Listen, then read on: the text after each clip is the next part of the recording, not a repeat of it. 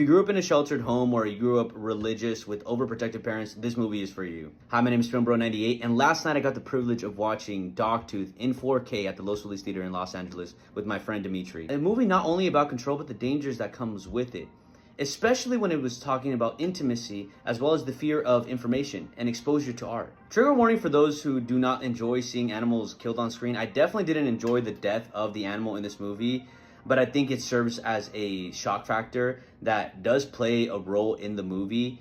But you know, if you don't like that, then I would definitely skip. Now, I am going to get into spoiler territory, but if you did relate to anything that I've said so far in this video, I highly recommend you check this out. If you like any of Yorgos's work, I would recommend you checking out this movie. It is one of his earlier films, and it is worth the watch.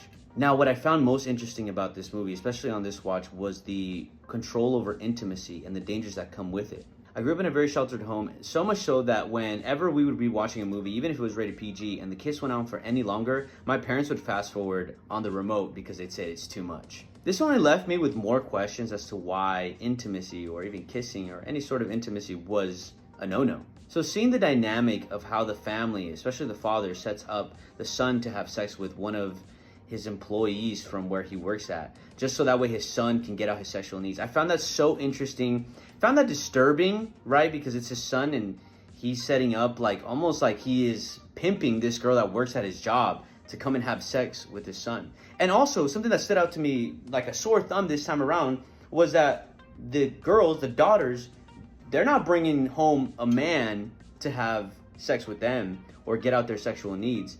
And of course, this only leads the daughters to want to explore and do different things that obviously as they develop in their age, they have more questions about, even if they've been refrained from knowing about what intimacy is. I do think that there is dangers in sexual repression, and we see that right away when the daughter ends up negotiating like a deal with the woman that's there to have sex with the son, and the lady convinces her that, yeah, you know what, you can get this headband if you do fellatio on me. Obviously, to the audience, this is a little bit discomforting because the lady that's there to have sex with the son, like, she knows what she's doing, right? She's manipulating her in exchange for the headband. But she has no sense of intimacy. She doesn't know what, you know, fellatio is.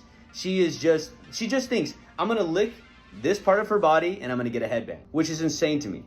And preceding these scenes is when she starts to rebel a little more, and I think that she has sort of an awakening where it feels wrong. She knows that it's not necessarily a correct thing to do, but she's exploring who she is as a person. And this begins her fight for her own dignity, her own self. Preceding this is when she ends up fighting with her brother a little bit more. She ends up feeling a little more dignified in fighting for herself. And after this tussle and getting into more trouble, she ends up renegotiating a contract with the lady that's being brought in.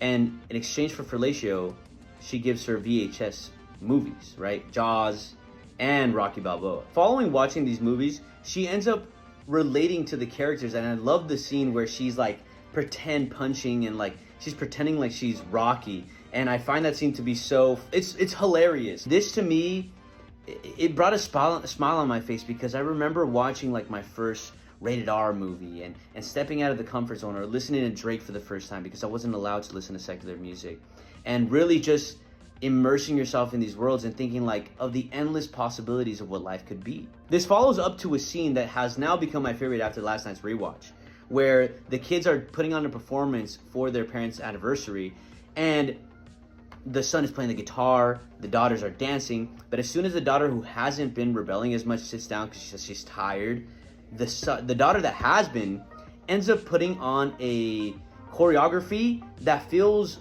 almost like punk. She's rebelling against her parents' treatment, her parents' confinement in the only way that she knows how, and is by dancing.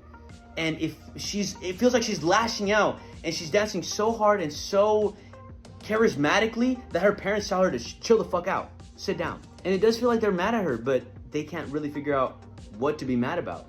Her expression.